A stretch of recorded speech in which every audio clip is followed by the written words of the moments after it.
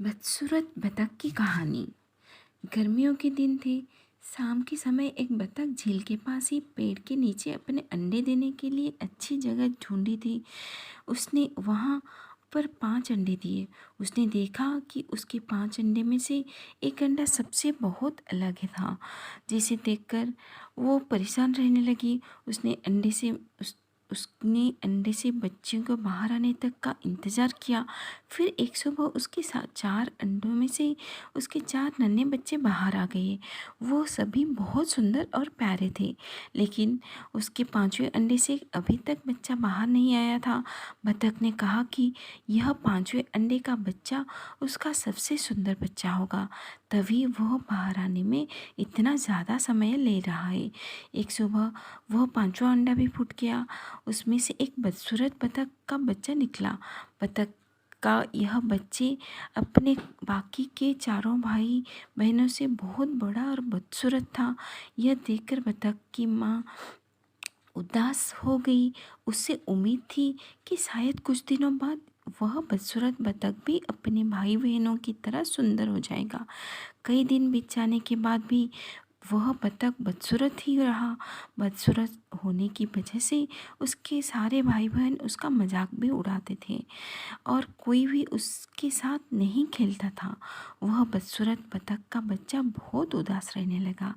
एक दिन झील में अपनी परछाई देखते हुए वह बदसूरत बतख का बच्चा सोचने लगा कि अगर उसने अपने परिवार को छोड़ दिया तो वो सारे बहुत खुश हो जाएंगे। वह किसी दूसरे जंगल में चला जाएगा। यही सोचकर वह किसी घने जंगल में चला गया। जल्दी सर्दियों के दिन आ गए। हर तरफ बर्फ़ की बारिश की हो रही थी। बदसूरत बतख के बच्चे को ठंड लगने रही थी। उसके पास खाने पीने के लिए भी कुछ नहीं था। वहाँ से वह एक बतख के परिवार के पास गया। उन्होंने उसे भगा दिया। फिर वो एक मुर्गी के घर गया। मुर्गी ने भी उसे चोंच मारकर भगा दिया। उसी रास्ते में उसे एक कुत्ते ने भी देखा, लेकिन कुत्ता भी उसे छोड़कर चला गया। बदसूरत बतख उदास मन से सोचने लगा कि वह इतना बदसूरत है, कुत्ता भी उसे नहीं खाना चाहता।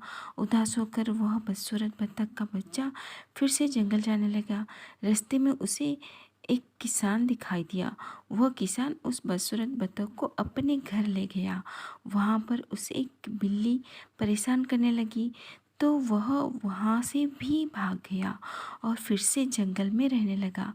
कुछ ही दिनों में बसंत का मौसम आ गया। अब वह बदसूरत बतख भी काफ़ी बड़ा हो गया था। एक दिन वह एक नदी के किनारे टहल रहा था। वहाँ पर उसने एक सुंदर राजहंसी को देखा, जिससे उसे प्यार हो गया। लेकिन फिर उसे लगा कि वह एक बदसूरत बतख है, इसलिए उसे वह राजहंसी कभी नहीं मिलेगी। शर्म से उसने अपना सिर झुका लिया। तभी उसने नई के पानी में अपनी परछाई देखी और वह हैरान हो गया। उसने देखा अब वह बहुत बड़ा हो गया है और एक सुंदर राजहंस में बदल गया है। उसे यह एहसास हो गया कि वह एक हंस है। तभी वो अपने बाकी के बतख भाई बहनों से काफ़ी अलग था। जल्दी उस बदसूरत बतख से राजहंस बनने उस हंसनी